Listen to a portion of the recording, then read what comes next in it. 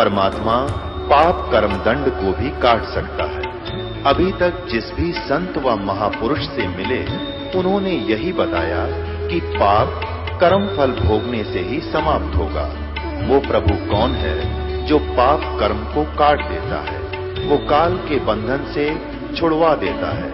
उसका क्या नाम है, पूजा की विधि क्या है? कृपया अवश्य सुनिए जगत गुरु तत्वदर्शी संत रामपाल जी महाराज के अमृत वचन। कहते वहां सतलोक के अंदर ऐसी शंखों लहर मेहर की उपजे, क्योंकि वह बॉडी दूसरे टाइप की है।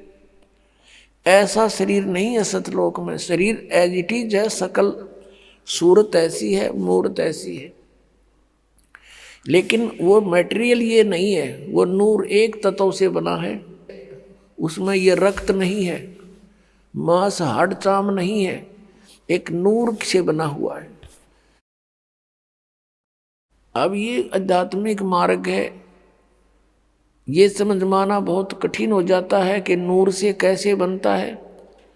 अब जैसे ये शरीर 5 तत्वों से बना है, कैसा रूप है इसका? 5 तत्व कौन से हैं? पृथ्वी, आकाश, अग्नि, जल, वायु, ये 5 इसके। इसमें ये 5 कहीं नजर नहीं आ रहे, कहीं नहीं दिखाई देते। ऐसे ही एक नूर से वहाँ हमारे शरीर बनते हैं। उनमें ना बीपी हाई होता, ना कभी लो होता, ना कैंसर होती, ना किसी प्रकार का कोई संसारिक झंझट। वहाँ कोई काम नहीं आपको। और यहाँ फुर्सत नहीं, यहाँ के देवताओं को भी 1 सेकंड की। सबकी गृहस्थी, सबके साथ यही खाना पीना, पेट भरना और धंधा करना। सारा जीवन प्राणी इस शरीर के पोषण में ही व्यतीत कर देता है। सुबह उठता है, उठते ही चाय पानी खाना बनाओ खाओ, फिर काम पर जाओ, दोपहर में फिर खाओ, फिर अपना काम करो, फिर शाम में खाओ, और फिर उठते फिर चलो। आजीवन तक यही करते करते इस शरीर से कार्य लेने के लिए इसमें पहले हमने आहार डालना पड़ता है, और इसी व्यवस्था में सारा जीवन व्यर्थ हो जाता है। और वहाँ सतलोक में जाकर के कोई काम नहीं, राग द्वेष नहीं, भाई बंटवारा नहीं, बिल्कुल सब सदाबहार वृक्ष है। ये राधा स्वामी, धन धन सतगुरु और ये जय गुरुदेव वाले पंथ के गुरुजन, इनने क्या कहेगा पता नहीं। और कहते हैं सतलोक में प्रकाश ही प्रकाश है, चेतन ही चेतन है, और परमात्मा निराकार है। आत्मा परमात्मा में, मोक्ष प्राप्त आत्मा परमात्मा में ऐसे लीन हो जाती है जैसे बूंद समुद्र में। अरे भले आदमियों, परमात्मा के दर्शन के लिए महापुरुषों ने समाधियां लगाई। परमात्मा के दर्शन के लिए परमेश्वर ने 100 बार बताया कि परमात्मा के दर्शन करो। अरस कुर्स पर सवेत गुमट है, जहाँ सतगुरु का डेरा। सवेत मुकुट सिर छतर विराजै, और देखत ना उस चेहरे नु। यदि वहाँ परमात्मा है ही नहीं तो हम क्या करेंगे उड़े? वहाँ हमने क्या आवश्यकता जाने की? भगवान के लिए तरफ रहे हैं। अब कोई कहे कि उस आश्रम में चलो बरवाला में, और फिर कोई कहे गुरु जी तो है नहीं वहाँ पर, निराकार ही निराकार है, फिर टिंडे लेना होगा यहाँ आदमी क्या करेगा? ऐसा मूर्ख बना रखा हमारे को। परमात्मा के लिए तरफ रहे हैं, उसके दर्शन करेंगे, अपना दुखड़ा रोवाएंगे, सीने से लगाएंगे, और नो कहते वहाँ है ही नहीं। फिर रुचि भी बनी हुई है इनकी वहाँ जाने की, हद पाट जी कती है। कितने श्रद्धालु हैं। दरअसल बात यह है कि ना तो वहाँ जाना किसी ने, क्योंकि साधना जान की नहीं। तो इस प्रकार ये अज्ञान है, और परमात्मा ने जो बताया तो वो वास्तविक ज्ञान, तत्व ज्ञान है कि वहाँ पर सदाबहार वृक्ष हैं, बहुत सुंदर दूधों के सरोवर भरे हैं। ये जो यहाँ गंगा जल है, आपने देखा होगा गंगा नदी का जल, ये सतलोक से आया हुआ है। अब जैसे यहां आकर गिरता है, किसी ने दिखता नहीं, ये कहां से आ रहा है, इस पहाड़ से नहीं है। ये ऊपर से परमात्मा की व्यवस्था गुप्त रूप से आके यहाँ प्रकट कर दी जाती है। आजकल तो अंडरस्टूड है, विज्ञान ने बहुत कुछ करके दिखा दिया। आजकल यहाँ से फैक्स कर देते हैं, बीच में कुछ भी नहीं है, और आगे जाके पूरा मैटर सामने होता है, फिल्म भी सामने होती है, आ जाती है। ऐसे ये सतलोक से आई थी, सबसे पहले ये ब्रह्मलोक में गिरी, काल के लोक में। सब जगह इनके एक जटा कुंडली डैम बने हुए हैं, वहाँ से ओवरफ्लो होकर फिर वहाँ से चल पड़ती है, उर्वास रूप बन करके फिर दूसरी जगह के बर्फ रूप धारण करती है, वहाँ से फिर ये मेल्ट होकर के जल बन जाती है, फिर आगे चलती। ऐसे ही यहाँ आकर के गिरी हुई है। तो ये एक रिहर्सल है कि वहाँ का मटेरियल खराब नहीं होता, पदार्थ कभी भी खराब नहीं होता। गंगा जल को आप कितने ही दिन तक रखो वो खराब नहीं होगा, उसमें गंदा नहीं होगा। और दूसरा आपको प्रमाण दिखाते हैं कि हम इस परमेश्वर की अमर वाणी का पाठ करते हैं, जो यहाँ यज्ञ होता है, और यहाँ पर ये जल रखते हैं। एक सिंपल जल होता है यहाँ आम टूटियों का भरा हुआ, और इसको फिर परमात्मा की वाणी इसके ऊपर चलती है, मंत्र करते हैं, ये वाणी चलती है, मंत्र हैं भगवान के, ये सत्संग होता है, ये सब उसके ऊपर उस जल को अमृत बना देते हैं। गंगा से भी उत्तम बन जाता है वो।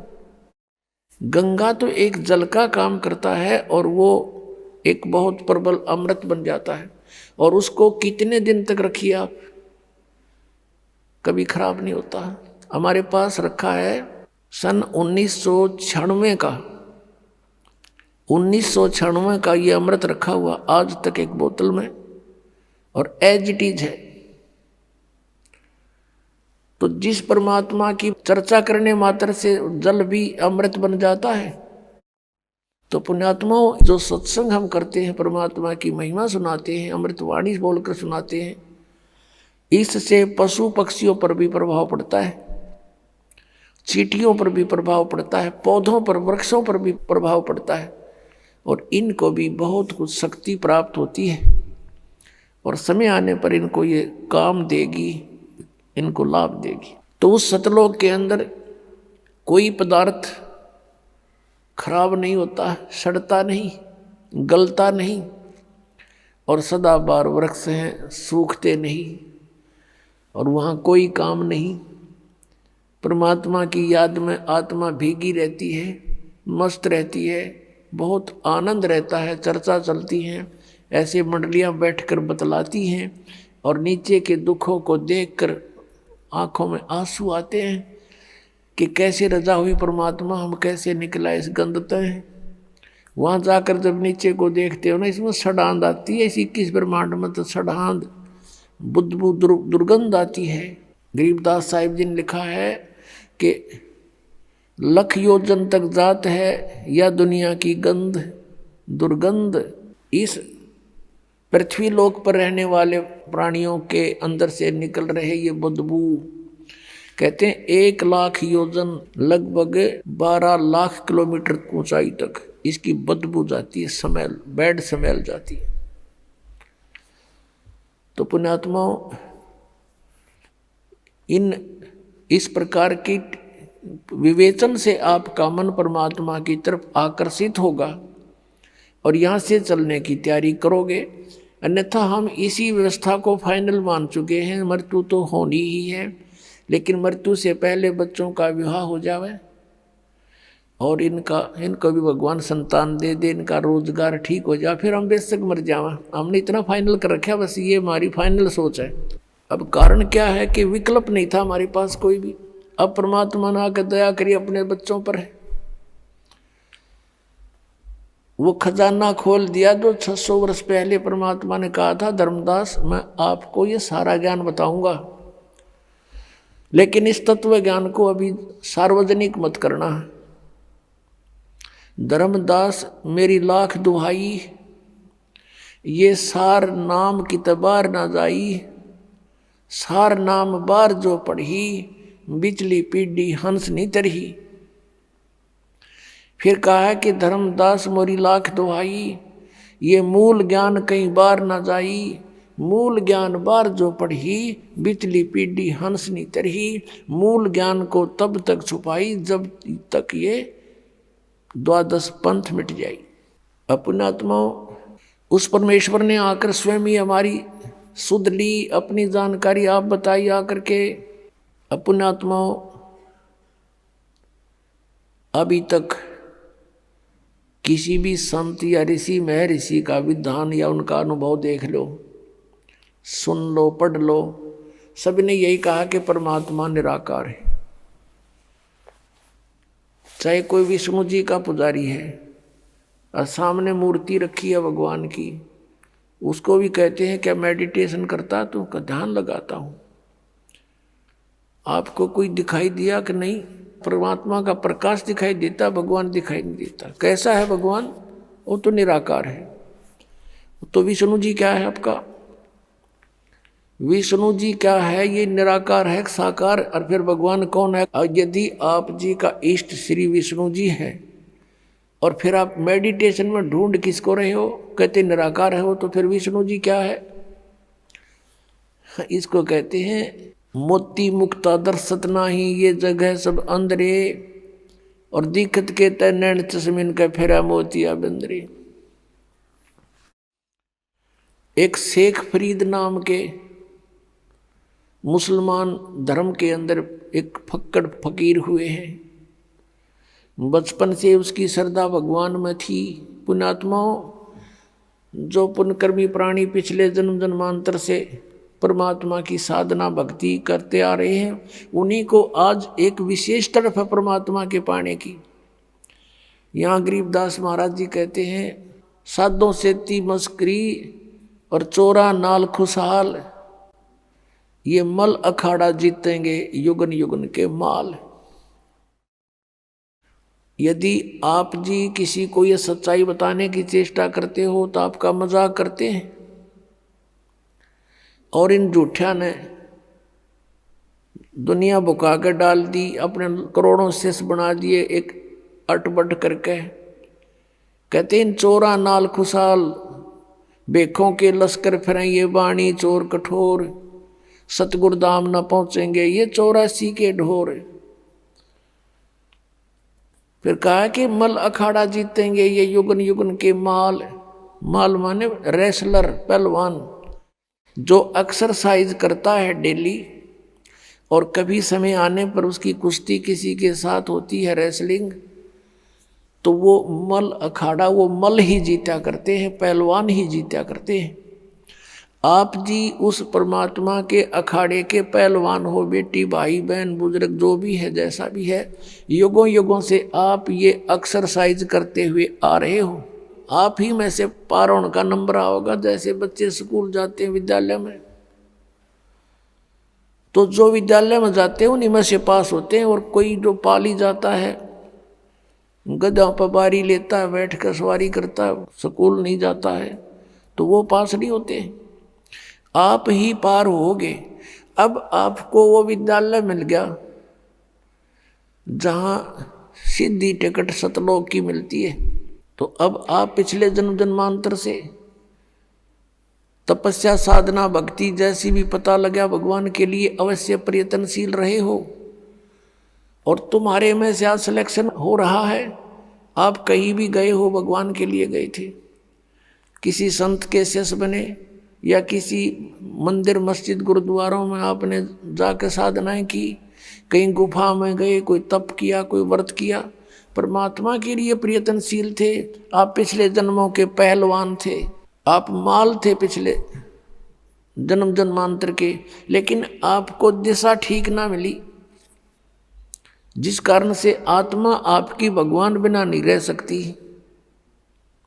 इस काल ने हमारे को मूर्ख बनाने के तरीके बहुत अपना रखे हैं। कोई शुक्रवार का व्रत रख के अपने आप को संतुष्ट मान रहा, रखे रहे। कोई सोमवार का व्रत रखता है तो बहुत अच्छा, रखे रहे, क्योंकि सैकड़ों समर्थक हैं, हाँ सही है मैं भी करता हूँ। और ये किसी को नहीं पता कि गीता जी के 16वें अध्याय के 23वें श्लोक में लिखा है कि शास्त्र विधि को त्याग कर जो मनमाना आचरण करते हैं उनकी न तो गति होती है न कोई सुख प्राप्त होता है, न उनकी कोई सिद्धि प्राप्त होती है, यूजलेस। गीता जी अध्याय नंबर 16 के श्लोक 24 में तुरंत कहा है कि इससे तेरे लिए अर्जुन कर्तव्य और अकर्तव्य की व्यवस्था में सदग्रंथ ही प्रमाण है, नथिंग एल्स। किसी की दंत कथा पर मत विश्वास करना, जो अपने सदग्रंथों में लिखा है उसी में वे ऑफ वर्शिप सही है, फाइनल है। अब जैसे ये श्री कृष्ण जी के पुजारी पवित्र हिंदू धर्म में जितने भी पुण्यात्मा हैं, अब गीता जी को सिरोधार्य मानते हैं और नाम जपते हैं हरे राम हरे कृष्ण, राधे राधे श्याम मिला दे, ओम नमः शिवाय, ओम भागवते वासुदेव नमः, एवं नमः, ये पता नहीं कितने मंत्र बना रखे। गीता जी में है कोई मंत्र ऐसा? गीता जी में फाइनल फैसला कर रखे है। गीता जी अध्याय नंबर 8 के श्लोक नंबर 13 में कहा कि ओम इति एक अक्षरम ब्रह्म व्यवहारण माम अनुसमरण ये प्रयाति तदंदेहम सयाति परमाम गति। मुझ ब्रह्म का, माम ब्रह्म, मुझ ब्रह्म का केवल ओम इति एक अक्षरम, ये ओम एक अक्षर है, नथिंग एल्स, और कुछ नहीं। उच्चारण करके सिमरण करता हुआ जो अंतिम श्वास तक, शरीर छोड़ने तक इसका सिमरण करता हुआ छोड़कर जाता है, यह प्रयाति तदंतेहम सयाति परमाम गति, वो परम गति को प्राप्त होता है। ओम से मिलने वाली परम गति, ओम से मिलने वाली श्रेष्ठ गति कौन सी है? ब्रह्मलोक प्राप्ति, क्योंकि ओम ब्रह्म का मंत्र है। गीता जी अध्याय नंबर 7 के श्लोक नंबर 18 में गीता ज्ञानदाता ब्रह्म श्री कृष्ण जी में बोल रहा है, वो कह रहा है कि मेरी गति में ये उदार आत्मा है तो अच्छी, लेकिन ये मेरे वाली घटिया गति में ही आश्रित रहे। ओम से मिलने वाली जो सुविधा है, मोक्ष है, जितना कहते यो तो व्यर्थ है, घटिया है, अनुत्तम है। अनुत्तम क्यों है?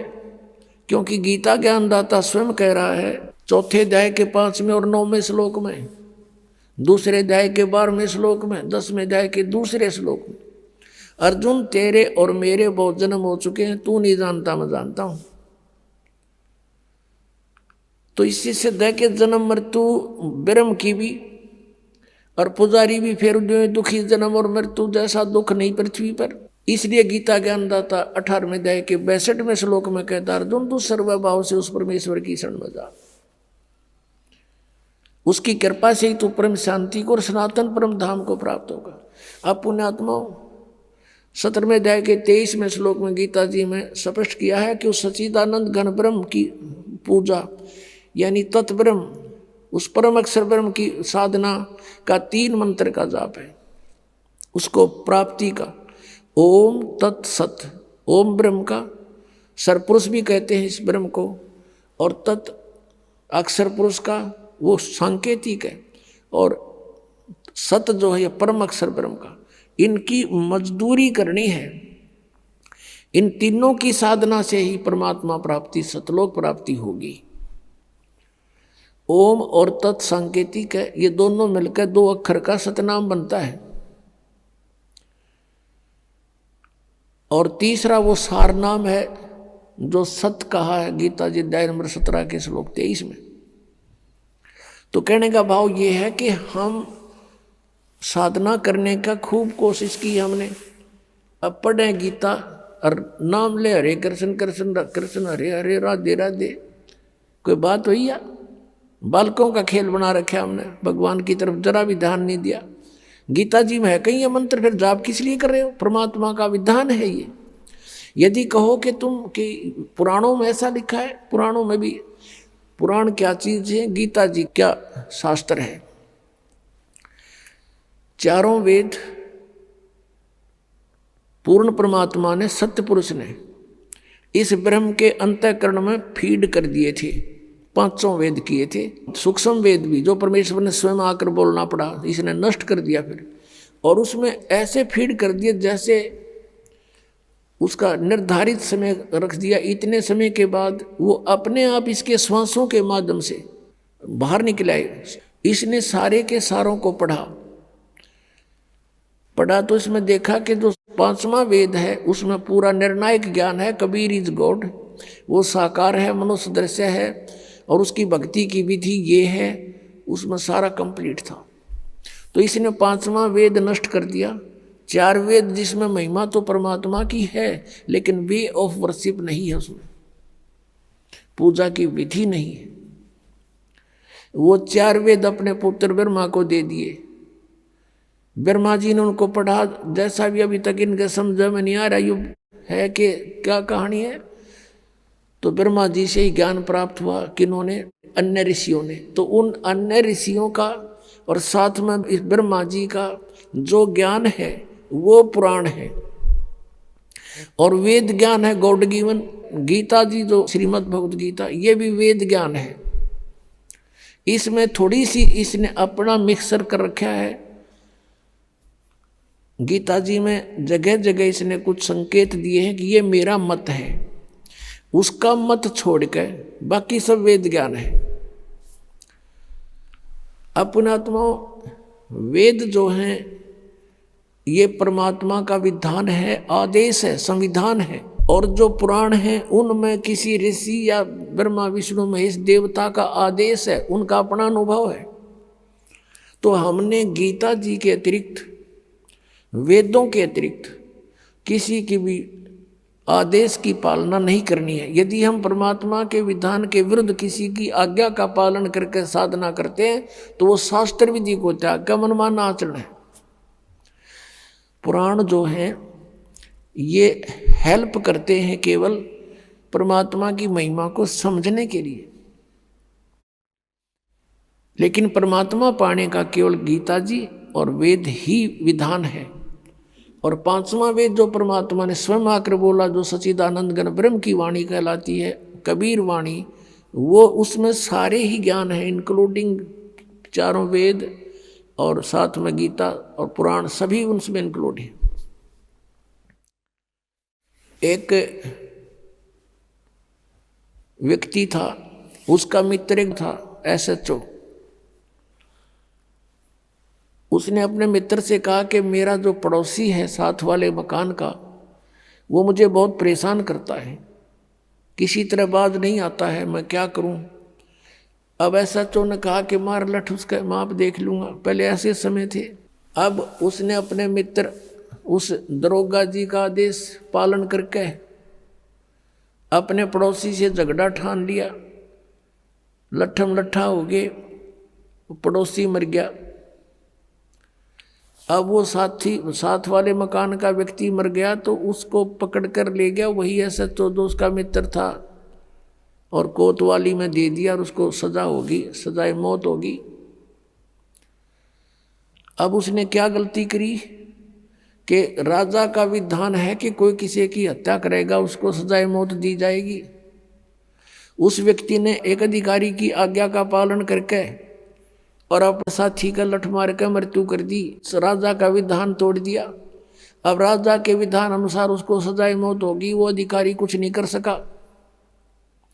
तो पुण्यात्माओं, हमने ऐसे जानना है कि जो वेद और गीता ये परमात्मा का विधान संदेश है, इसमें जो लिखा वही फाइनल है। इसके अतिरिक्त ऋषियों की, देवताओं की जो अपने अनुभव की बातें हैं वो हमने पूजा की विधि में स्वीकार नहीं करनी, क्योंकि वो एक अधिकारी का आदेश हो जाएगा। उसको पालन करने से भगवान का विधान खंड हो जाएगा और हम दोषी अपराधी हो जाएंगे। अब प्रसंग चल रहा है कि आज तक हमें परमात्मा की जानकारी यथार्थ रूप में नहीं हुई। एक शेख फरीद नाम का मुसलमान धर्म में उत्पन्न एक पुण्यकर्मी प्राणी था। पुण्यात्माओं, हम आज से नहीं जन्म मर रहे, असंख्य जन्म हो गए, और इस चतुर्युगी में हम सतयुग से लेकर आज तक जन्मते मरते रहे हैं। और इस कलयुग से पहले हम अलग, ना कोई मुसलमान था, ना हिंदू था, ना सिख था, ना ईसाई था। सब वैदिक धर्म को मानने वाले होते थे, वेदानुसार ओम नाम का जाप करते थे, और कोई साधना वो सर्व यज्ञ हवन आदि करते थे, 500 यज्ञ किया करते थे। अब हमारे आपस में संस्कार एक दूसरे के मिक्स हैं। आज कोई हिंदू धर्म में जन्मा है तो कल मुसलमान धर्म में जन्म ले सकता है। आज कोई मुसलमान धर्म में कट्टर हुआ बैठा, कल मृत्यु होगी, उसके बाद वो हिंदू धर्म के अंदर जन्म ले सकता है, ईसाई के भी ले सकता है। ईसाई भी की मृत्यु के बाद ईसाई भी यहाँ आ सकते हैं हिंदू धर्म में, और सिख धर्म में भी जा सकते हैं। तो कहने का भाव यह है कि हमने अपनी बुद्धि को बहुत ऊपर उठाना पड़ेगा, तब हम इस काल के जाल से निकल पाएंगे। तो पुण्यकर्मी प्राणी शेख फरीद बचपन से ही परमात्मा में उसकी श्रद्धा बनी, पिछले संस्कार प्रबल थे उसके लिए थोड़ा सा कथा सुनाते हैं कि वो शरारती बहुत था, उलाने बहुत लाता था, गांव में जाकर के दूसरे बच्चों के साथ झगड़ा कर देता था, किसी को कुछ छेड़छाड़ कर देता था आपस में बच्चों के साथ, या किसी के घर में घुस के उनका कोई बर्तन उठपटंग कर देता था, उलाने आते थे। उसकी माता बहुत तंग होगी, उसने सोचा अब क्या करूं, इसको कैसे शांत करूं। तब उसने एक दिन सोचा कि इसको कहती हूं कि बेटा तू नमाज कर ले। शेख फरीद की माता ने कहा कि बेटा तू नमाज करा कर, छोटा ही बालक था 3-4 वर्ष का। कहने लगा क्यों, मैं क्यों करूं नमाज, मुझे क्या मिलेगा। और वो उसका फेवरेट फ्रूट था खजूर, जो है वो खजूर बहुत खाता था, उसको बड़ा पसंद थे। उसने कहा, माँ ने कहा बेटा अल्लाह तुझे खजूर देगा, कि सचमुच अका प्रतिदिन, हाँ प्रतिदिन देगा। वो कहने लगा माँ बता फिर कैसे करते नमाज। नो बोली डट जा, कोई समय होता है नमाज करने का, मैं बताऊंगी, इतना बैठ जा। वो इतना बैठा रहा। अब माँ ने सोचा मेरा काम करने का समय है, इसने ला दूं नमाज करन, और तू काम कर लेगी इतनी ना, तो कह पता नहीं क्या उलाने लाओगा।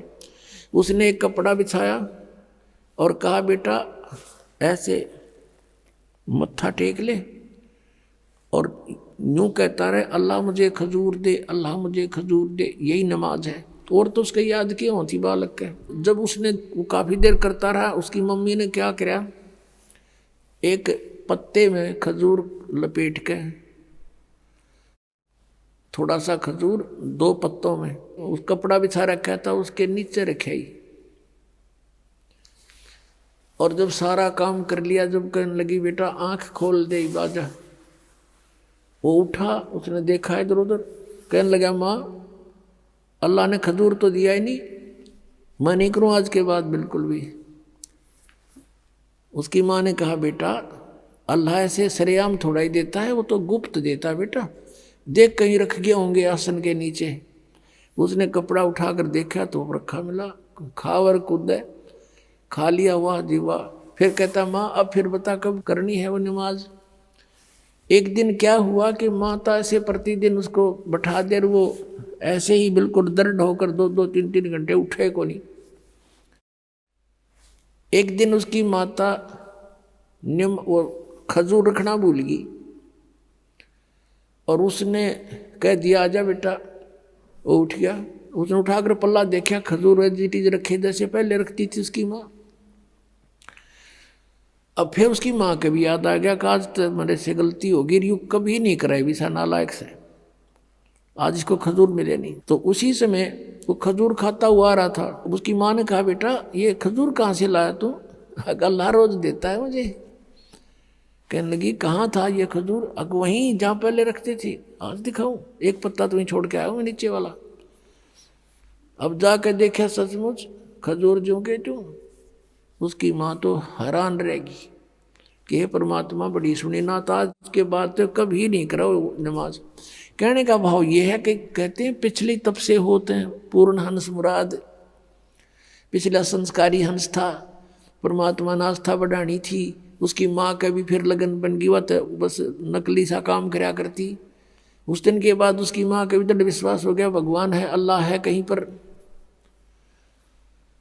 तो जब वो बड़ा हुआ तो उसने घर त्याग दिया, क्योंकि रुक नहीं सकता वो प्राणी जिसको चाह भगवान की है। अब जो परंपरागत उनकी क्रियाएं थी, मांस खाना, वो उनको पसंद नहीं था उस प्यारी आत्मा को। उसने छोड़ दिया कि ये तो कुछ जची नहीं बात, हिंसा करके भगवान मिला करते हैं कभी।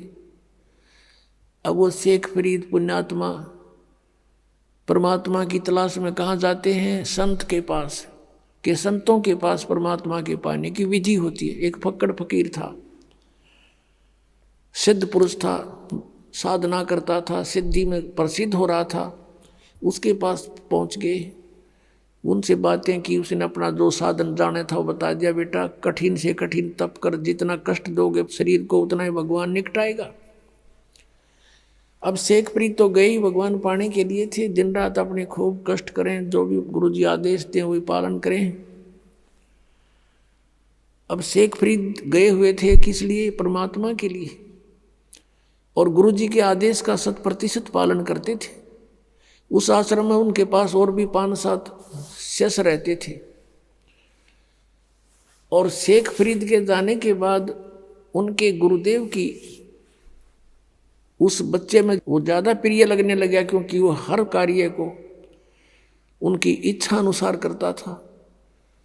ऐसे बैठा रहता था या खड़ा रहता था जब तक आज्ञा नहीं होती थी। उनके गुरुजी अधिकतर उसी से सेवा लेते थे। तो अन्य शिष्य ईर्षा करने लगे कि शेखप्रीत तो गुरुजी के हृदय में बस गया और आश्रम इसको देंगे लास्ट में मृत्यु के बाद, और तुम रह गए। अब घर छोड़ दिया परमात्मा पाने के लिए, और वहाँ जाकर फिर ये राग द्वेष अभिमान बड़ाई की भूख ज्यों की त्यों। फिर किस लिए डले ढो रहे हो वहाँ पर? अगर तुमने आश्रम की जरूरत है, भगवान की नहीं रही, मान बड़ाई की भूख है, तो भक्त नहीं। ये शेखप्रीत में नहीं थी। अब अन्य जो शिष्य थे उन्होंने सोचा इसको गुरुजी की नज़रों से गिराते हैं।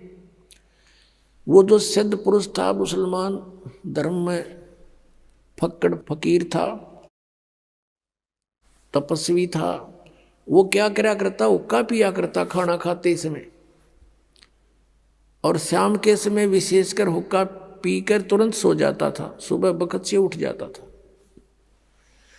तो आश्रम में प्रत्येक भक्त की एक दिन की सेवा बांट रखी थी कि इस दिन वो सारी सेवा करेगा, इस दिन वो करेगा, इस दिन वो करेगा। जिस दिन शेखप्रीत की सेवा का टर्न आया, उस दिन अन्य सेवकों ने सोचा कि आज इसको गुरुदेव के नज़रों से गिराते हैं। वर्षा का मौसम था, लेकिन वर्षा नहीं हो रही थी। शेखप्रीत ने शाम के समय खाना बनाया गुरुजी के लिए, और गुरुजी के हुक्के के लिए पहले ही अग्नि तैयार कर देता था।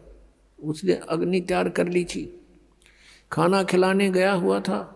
पीछे से उनके अन्य ईर्षालु साथियों ने वो अग्नि बुझा दी, पानी पूनी छिड़क दिया। अब शेखप्रीत ने तो ये सोचा था कि 2 मिनट में हुक्का भर के दे दूंगा, और वो गुरुजी इतना क्रोधी था, अगर 5 मिनट लेट हो जाता ना कोई भी किसी कार्य में, उससे इतना नाराज हो जाता, उसको डंडे मारता था और कई दिन तक उसको सेवा नहीं देता था। तो अब शेखप्रीत जी गए अपनी मस्ती में कि जाके हुक्का भर दूंगा। जाके देखा आग नहीं है। अब शेखप्रीत को तो भाई चिंता का विषय हो गया। इधर देखा उधर देखा, अग्नि नहीं बिल्कुल भी। थोड़ी सी दूर पर देखा कि गांव था, नगर था, वहां से 1 किलोमीटर की दूरी पे वहां धुआं उठ रहा था। चलम उठा के भाग लिया पूरी स्पीड से। वहां जाकर देखा तो एक माई चूल्हे में अग्नि जलाने की चेष्टा कर रही थी, फूंक मार रही थी, और आंखों में पानी गिर रहा था। धुआं वापस आकर उसको परेशान कर रहा था। अब शेखप्रीत दौड़ा दौड़ा गया, माई माई कहाँ, कौन है? हाँ महाराज क्या बात है? कि माई आग दे दो, हुक्का भरना है। वह माई थी नरी निकम्मी, नो बोली आँख फूट जाना जब आग मिला है, आँख फुटवा ले तू भी अपनी। अब वो बोला आदमी था, साधु संत बोले वाले होते हैं, अकमाई आँख फूटने से अग्नि मिल जाएगी? कहाँ मिल जाएगी? वनु का कर फिर फू फू करने लगेगी। अब उसने दे कर चिमटा आँख में और बाहर निकाल कर रख दी, ले माई आग दे दे मुझे, ये आँख फोड़ ली मैंने। अब माई ने देखा, उसके तो पाँव तलेगी धरती निकलेगी कि तू उस महात्मा का शिष्य है, वो बड़ा सिद्ध पुरुष है, और उसने कुछ वचन बोल दिए तेरा नाश हो जाएगा। उस माई ने सारी अग्नि बाहर काट दी चूल्हे थे, अकले बाबर ले। अब वो फटाफट धर के अगर उस आँख के एक बांध के कपड़ा सा और सपेटते फिर भाग लिया। उधर से गुरुजी ने आवाज लगाई, रे शेख फरीद, रे फरीद कित मर गया। तीसरी आवाज जब लगाई, जब 2 एकड़ की दूरी से आवाज करी, आ गया गुरुजी, आ गया गुरुजी। गुरुजी ने पूछा भी क्या बात है, इतनी देर कैसे लगा दी जी? आग, मौसम वर्षा का था, गुरुदेव अग्नि जलाई थी लेकिन आग बुझ गई, गांव से दौड़ के लाया हूँ। अच्छा रख दे। अब अग्नि रख दी, वो तो उक्का पीड़ का सोने की तैयारी में था, उसने देखा अंधेरा सा हो गया था, कह आँख का क्या लग गया जी? आपके रहते क्या लगे गुरुदेव, क्या लगे? नौका के बाहर निकल गया। कहा अच्छा भाई।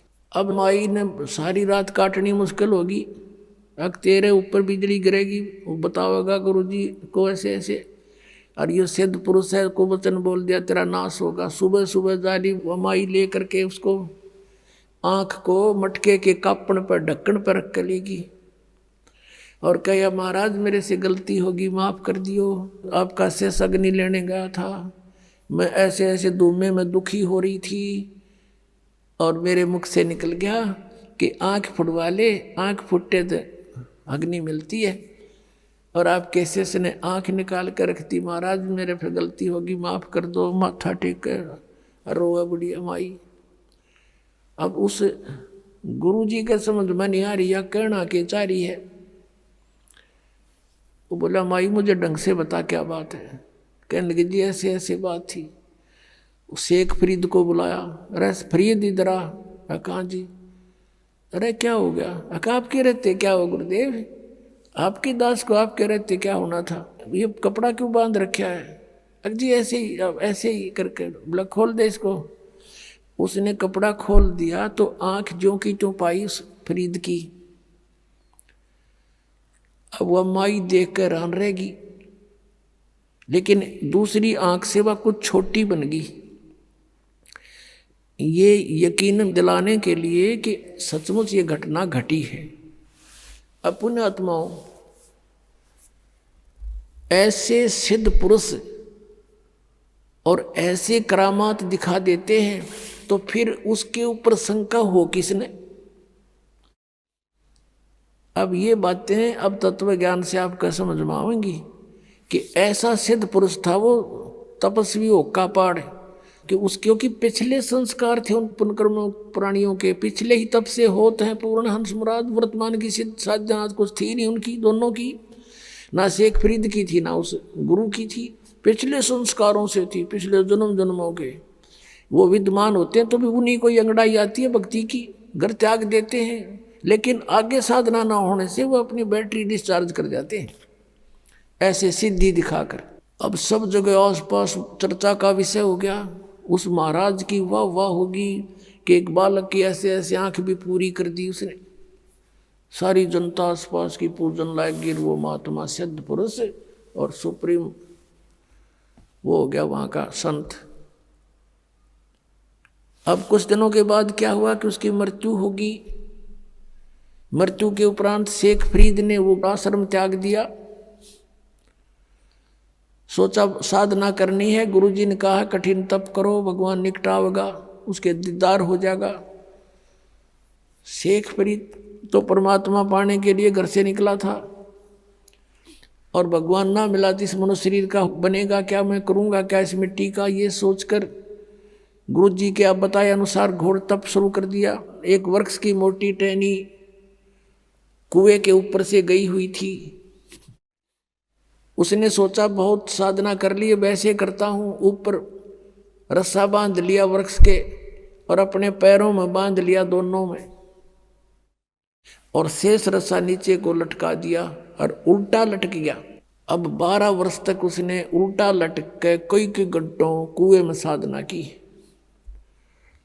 और 12 वर्ष के अंदर 50 किलो अन्न खाया था शेख फरीद ने। 50 किलो 12 वर्ष में।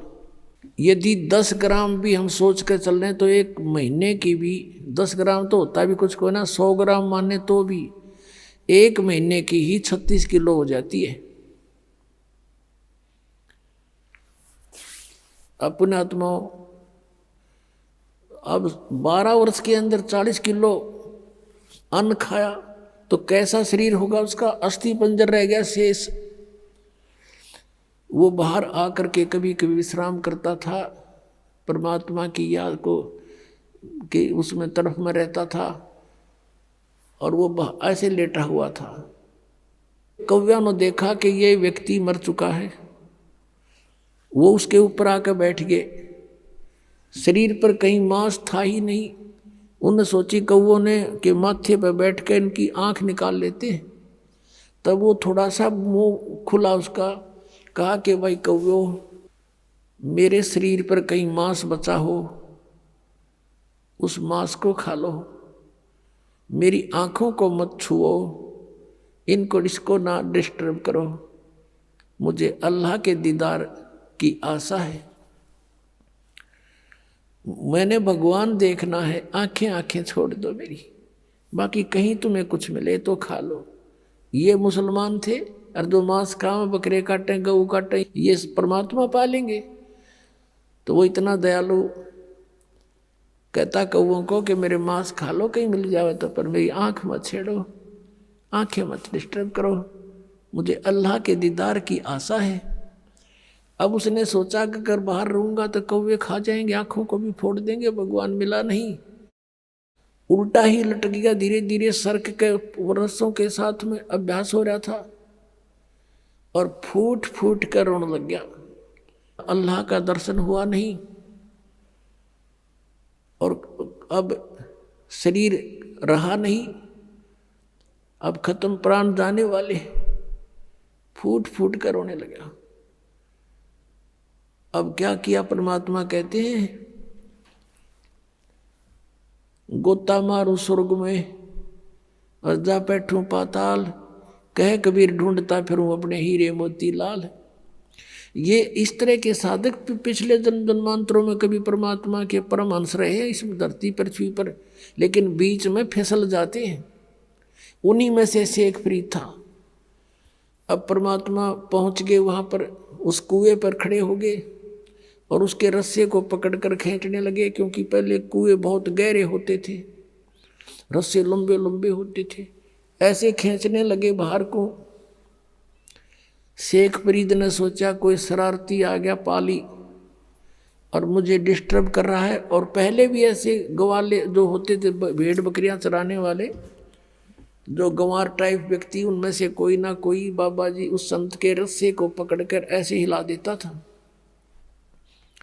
और यूं बैठकर देखता था तमाशा। वो क्या कर लेता था, ऐसे सिर कर लेता था कि सिर में चोट ना आ जाए, और कभी कुएं के इधर लगता था जाके, कभी इधर। वो कुछ देर छेड़छाड़ कर चले जाते थे, पता था उसका कि किस किस के साथ लड़ूं, बच्चे हैं, करते रहेंगे। उन्हीं में से कोई और दूसरा उनको धमका देता था कि ऐसा मत करा करो संतों के साथ, तो कई दिन नहीं कोई आता था। अब शेख फरीद ने सोचा कि पहले तो ऐसे हिला लू का छोड़ जाते थे, आज यूँ ऐसा निकम्मा मिल गया, किसी ने बाहर निकाल लिया मैं। अब वो बाहर निकालते निकालते यूँ उल्टा लटका लटका कहता है, अरे भाई मुझे ना छेड़े, मुझे डिस्टर्ब ना करे, मैं अपना काम कर रहा हूँ, तू अपना काम कर। परमात्मा ने कहा कि तू क्या कर रहा है यहाँ पर? ए भाई, मैं भगवान के दर्शन के लिए, परमात्मा को देखने के लिए, परमात्मा के पाने के लिए मैं साधना कर रहा हूँ। तो परमेश्वर कबीर देव जी ने कहा कि मैं हूँ अल्लाह अकबर। अब ये बात सुनकर शेख फरीद के माथे पर चोड़ी पड़ी, कहने लगे भाई मजाक ना करें, आप अल्लाह नहीं हो सकते, क्योंकि अल्लाह तो निराकार है, वो तो बेचून है, अल्लाह दिखाई थोड़ी देता है। अब परमात्मा कहने लगा, भले आदमी, फिर तू डरे डो इसमें, तू क्या कर रहा है? एक तरफ तक कहता मैं परमात्मा के दीदार के लिए प्रयत्न कर रहा हूँ, और परमात्मा निराकार बतावे तू, फिर क्यों डले डो रहा है इसमें? क्या फायदा तेरा इसमें ये साधना करने का, जब वो निराकार है? क्या देखेगा उसका दीदार, क्या करेगा? अब क्या करे ना, गाम कर ज्ञान का तो चमका ऐसा लग गया करे, एकदम उसकी बुद्धि सेट होगी, मालिक खड़े सामने। उसको ये समझ में आ गई कि उस शेख फरीद के कि भाई अगर ये परमात्मा तो नहीं हो सकता, लेकिन परमात्मा का बाखबर जरूर है, यानी तत्वदर्शी संत अवश्य है। उसने उल्टा लटके लटके पैर पकड़ दिए कि महाराज मुझे भगवान का ज्ञान बता दे, मुझे अल्लाह की आवश्यकता है, अल्लाह के दर्शन करूंगा। परमात्मा ने कहा तुम फिर वही बात कर, अल्लाह के दर्शन करूंगा, तुम्हारा अल्लाह बेचून निराकार बताओ, तुम अल्लाह के दर्शन क्या खाक करेगा तू? अगर दर्शन करेगा तो अल्लाह साकार हुआ। अब वो कहता हाँ बिल्कुल ठीक है, नहीं तो दीदार शब्द आना नहीं चाहिए तुम्हारे मुख पर। तो वो कहने लगा जैसा भी है मुझे रास्ता बता दो, मैं भटक चुका हूं, मेरा अंत आने वाला है और परमात्मा मुझे मिला नहीं। अब परमात्मा ने क्या कहा कि बेटा बच्चा, इस देही शरीर के साथ तेरी के शत्रुता है वो कभी खत्म कर लिया, बहुत कॉस्टली है, इस तरह परमात्मा नहीं मिलता। परमात्मा पाने का एक मंत्र है, जाप है, और भूखा रहने भगवान मिले नहीं, गना खाने से भगवान मिले नहीं। इतना भी नहीं खाना चाहिए कि अंगड़ाई टूटर जो माइया दड़ी पक्का खा ले, और इतना कम भी नहीं खाना चाहिए कि कमर टेढ़ी हो जा के भक्ति करोगे। प्रथम अंजल संयम राखे, योग युगत सब सतगुरु भाखे। खाने पीने पर संयम बरते, हिसाब का खावे, इतना खावा जो घना नींद भी ना आवे और भूखा भी ना रहे और शरीर में फुर्ती सपूर्ति बनी रहे। और ये साधना कर। फिर शेख फरीद को धीरे धीरे खाना खिलाया, फल खिलाए, फूल खिलाए, फिर धीरे धीरे खाना खाने लगा और फिर वो परमात्मा के साथ ही हो लिया। अपने आत्मा कबीर परमेश्वर जी वो पूर्ण परमात्मा है, अल्लाह अकबर हैं।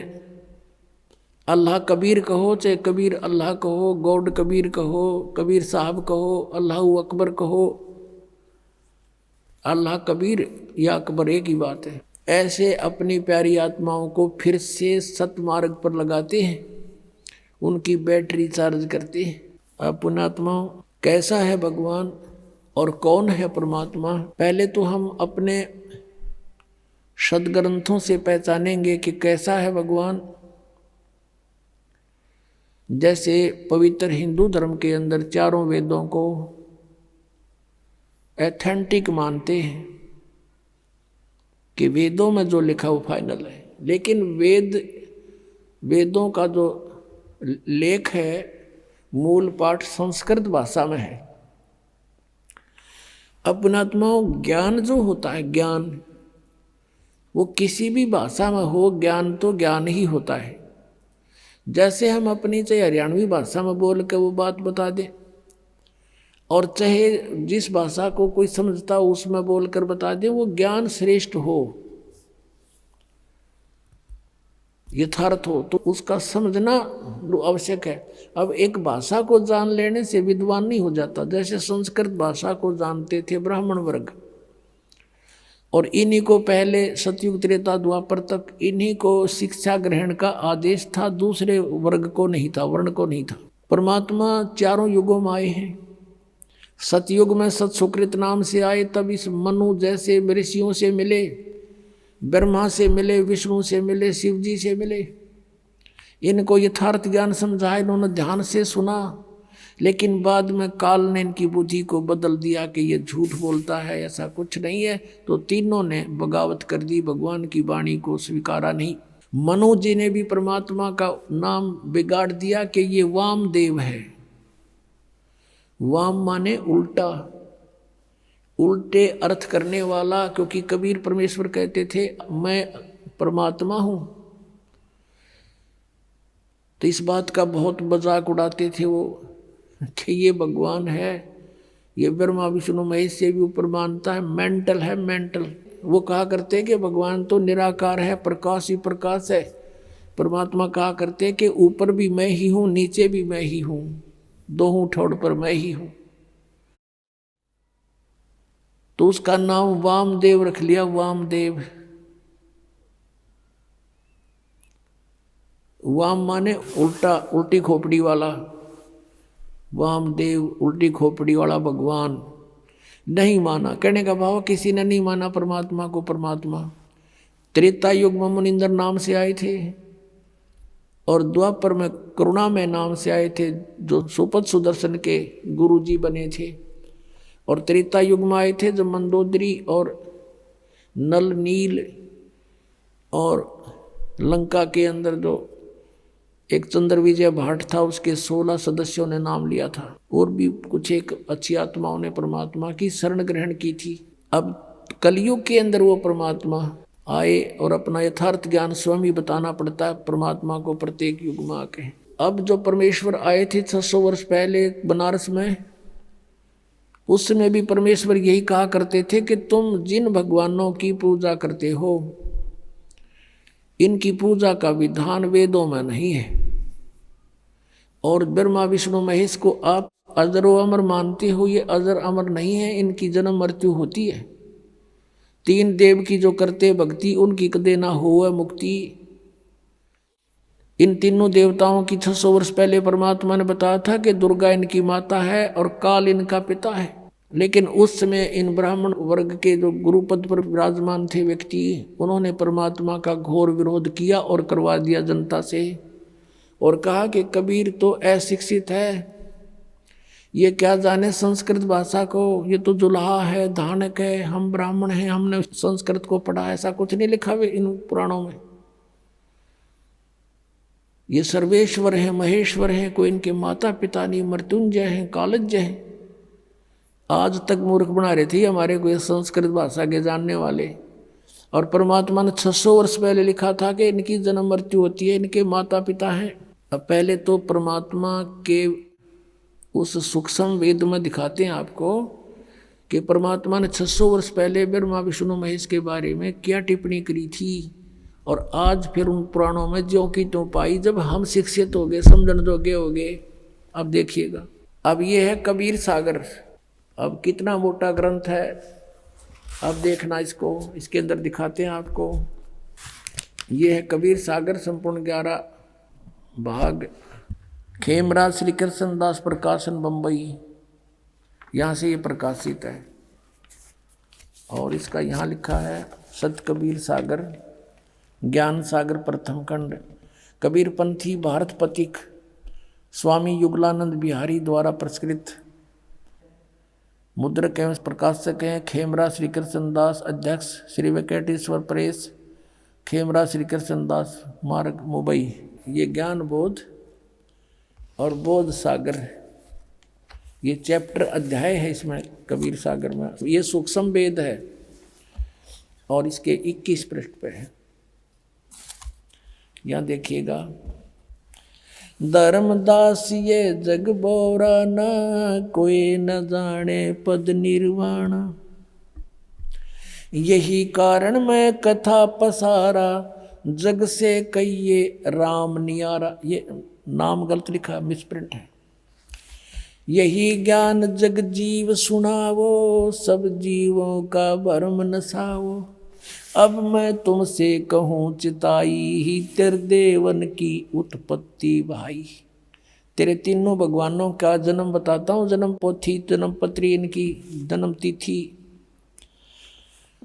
कुछ संक्षेप कहूँ गहुराई, सब संशय तुमरे मिट जाई।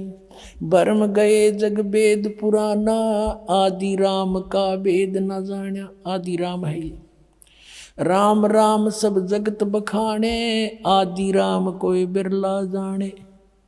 सब राम राम अल्लाह अल्लाह कर रहे हैं, गॉड गॉड। आदि राम यानी सनातन परमात्मा को कोई नहीं जानता। ये राम है, नाम नहीं, सब गलत स्प्रिंट है ये। ज्ञानी सुने सो हृदय लगाई, मूर्ख सुने तो गम ना पाई।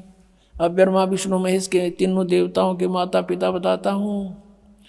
माँ अष्टंगी पिता निरंजन, ये जमदारुण वंशन अंजन। पहले कीन निरंजन राई, पीछे से माया उपजाई। माया रूप देख अति शोभा, देव निरंजन तन मन लोभा। कामदेव धर्मराय सताए, देवी को तुरंत दर खाए। पेट से देवी करी पुकारी, हे साहेब में मोह करो उबारी।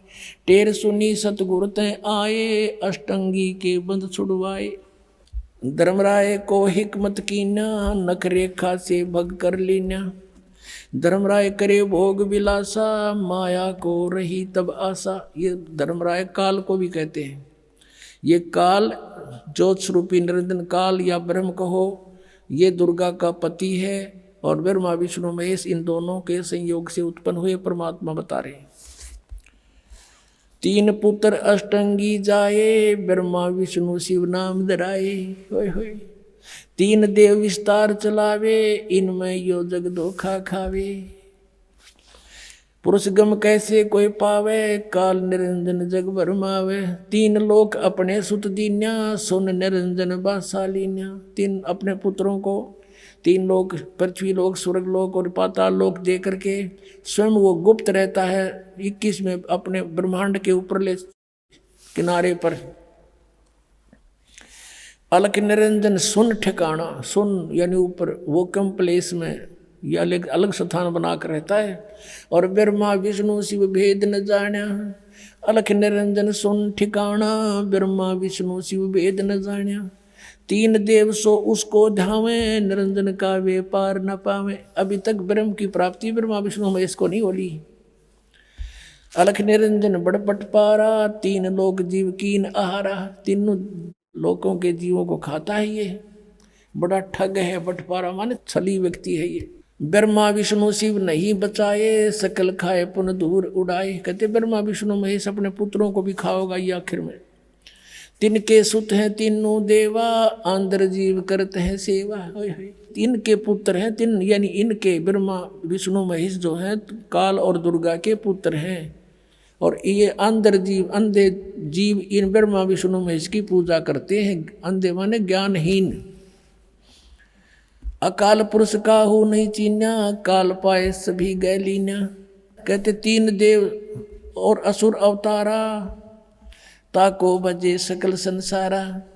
तीनों गुण का ये विस्तारा, धर्मदास मैं कहूँ पुकारा। गुण तीनों की भक्ति में ये भूल पड़ो संसार। कह कबीर निज नाम बिना कैसे उतरो पार। 3 देव की करते भक्ति, उनकी कदे ना हो मुक्ति। कबीर परमात्मा जी 600 वर्ष पहले कहा करते थे ये ज्ञान। और इन संस्कृत भाषा के जानने वालों ने कहा था कि कबीर जी तो अनपढ़ हैं, अशिक्षित हैं, ये संस्कृत भाषा को कैसे समझ सकते, ये झूठा है, कपटी है, झूठ बोलता है। ऐसा घोर विरोध करा दिया परमात्मा का। वो सितम ढाए परमात्मा के ऊपर। उनका इतिहास सुनाएंगे आने वाले समय में, जब भी ये कई दिन का सत्संग करेंगे अगले, क्योंकि 3 दिन का सत्संग, 3 का भी 2.5 दिन का समझ लो ये तो। इसमें तो परमात्मा की भूमिका बनती है। इसलिए 17 से 21 अभी फरवरी का 5 दिन का सत्संग होगा, उसमें और विशेष डिटेल बताई जाएगी। तो अब सिंपल सा आपको बताते हैं कि क्या हुआ कि परमात्मा 600 वर्ष पहले आकर ये कह गए थे कि ब्रह्मा विष्णु महेश के ये माता पिता हैं, इनकी जन्म मृत्यु होती हो, ये अजरमर नहीं है, ये नासवान है, इनकी पूजा से मोक्ष नहीं। इनकी जब आप जन्म मृत्यु तो मैं मोक्ष कैसे देंगे।